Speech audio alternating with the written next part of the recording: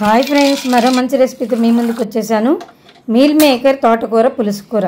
ఇది వేడివేడి అన్నంలోకి, పుల్కాలోకి, చపాతీల్లోకి, అట్లలోకి కూడా బాగుంటుంది. ఒకసారి ఈ రెసిపీ చూడండి.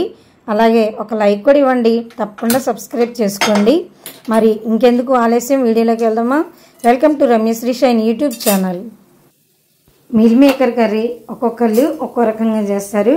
మరి నేను ఎలా చేస్తానో కూడా చూసేయండి.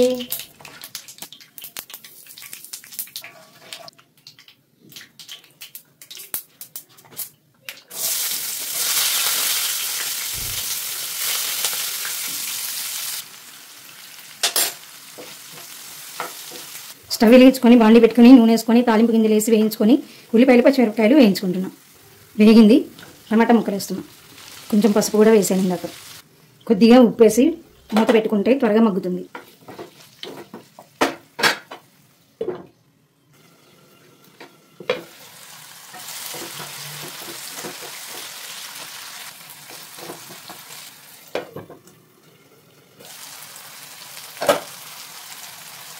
సబ్జీ మసాలా పౌడర్,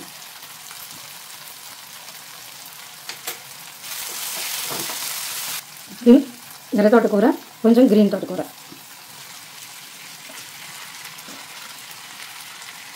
సరిపడా ఉప్పు, సరిపడా కారం కలుపుకోవాలి.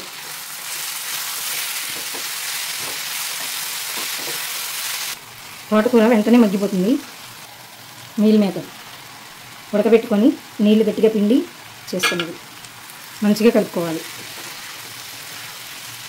చింతపండు నానబెట్టుకొని ఇలా గుజ్జు చేసుకోవాలి, పిప్పి లేకుండా. ఇప్పుడు దీంట్లో పోయాలి, కలుపుకోవాలి. మీల్ మేకర్తో ఏది చేసుకున్నా కూడా మంచి ప్రోటీన్ ఫుడ్ ఇది. అలాగే తోటకూర కూడా మంచిది ఆరోగ్యానికి, జీర్ణశక్తికి కూడా తోటకూర చాలా మంచిది. వారంలో 2 సార్లు అన్నా మనం మీల్ మేకర్తో ఏదో ఒక రెసిపీ చేసుకోవాలి. ఎగ్గు తినే వాళ్ళైతే పర్వాలేదు, ఎగ్గు తినని వాళ్ళైతే ఇలాంటి ప్రోటీన్ ఫుడ్ కావాలంటే ఇలా మీల్ మేకర్ చేసుకుంటే బాగుంటుంది. అందరూ చేసుకోవచ్చు. ఎగ్గు తిన్నా తినకపోయినా మీల్ మేకర్ కర్రీ ఏదో ఒక విధంగా వారంలో 2 సార్లు చేసుకుంటే ఆరోగ్యానికి చాలా మంచిది. మనం వేసిన ఉప్పు, కారం, అలాగే మరి సబ్జీ మసాలా పౌడరు, చింతపండు రసం అంతా కూడా ఈ మీల్ మేకర్కి చక్కగా పట్టేలాగా కాసేపు మూత పెట్టుకోవాలి. ఒక 2 మినిట్స్ ఉడికించుకోవాలి. 2 మినిట్స్ అయిపోయింది. ఆహా, చూసారా?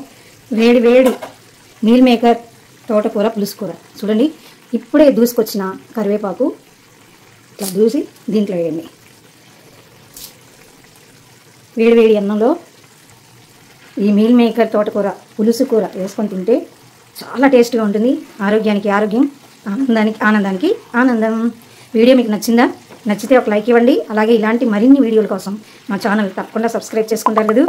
Thank you for watching. Bye friends.